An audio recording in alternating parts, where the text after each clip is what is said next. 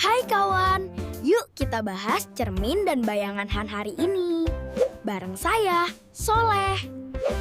Kalian pasti punya cermin di rumah kan? Benda mengkilap yang bisa nunjukin gambar kita. Tapi, gimana cara kerjanya? Jawabannya adalah, cahaya. Proses ini namanya pemantulan. Cermin sangat jago memantulkan cahaya dengan rapi. Cahaya itu bergerak lurus, tapi saat kena permukaan licin kayak cermin, cahaya itu memantul. Proses ini namanya pemantulan. Cermin sangat jago memantulkan cahaya dengan rapi. Kita bisa lihat diri kita karena cahaya mantul dari tubuh kita ke cermin, terus balik lagi ke mata kita.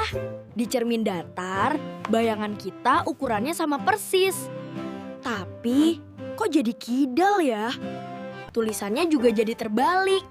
Ini namanya terbalik lateral. Kiri jadi kanan, kanan jadi kiri. Ada juga cermin cembung, kayak di spion. Permukaannya melengkung keluar. Bayangannya jadi kecil, tapi kita bisa lihat area yang luas banget. Bagian belakang sendok juga cermin cembung. Lihat, aku jadi kecil. Terus ada cermin cekung, kayak bagian dalam sendok. Melengkungnya ke dalam. Wah, kalau di cermin cekung, bayangan kita bisa kelihatan terbalik. Oke, cermin sudah. Sekarang kita bahas bayangan. Bayangan itu apa sih? Bayangan adalah area gelap. Itu jelas ya, yang terbentuk waktu sebuah benda menutupi menghalangi datangnya cahaya. Jadi kita butuh 3 hal: sumber cahaya, benda penghalang, dan permukaan. Tapi bendanya harus tidak tembus cahaya. Kalau tembus, bayangannya tipis banget. Lihat deh, bayangan itu ada yang gelap banget di tengah. Namanya umbra. Dan ada yang agak terang atau kabur di pinggirnya. Itu namanya penumbra. Bayangan juga bisa berubah ukuran. Kalau bendanya dekat ke cahaya, bayangannya jadi besar. Tapi kalau bendanya jauh dari cahaya, bayangannya jadi kecil dan lebih jelas. Di luar juga sama.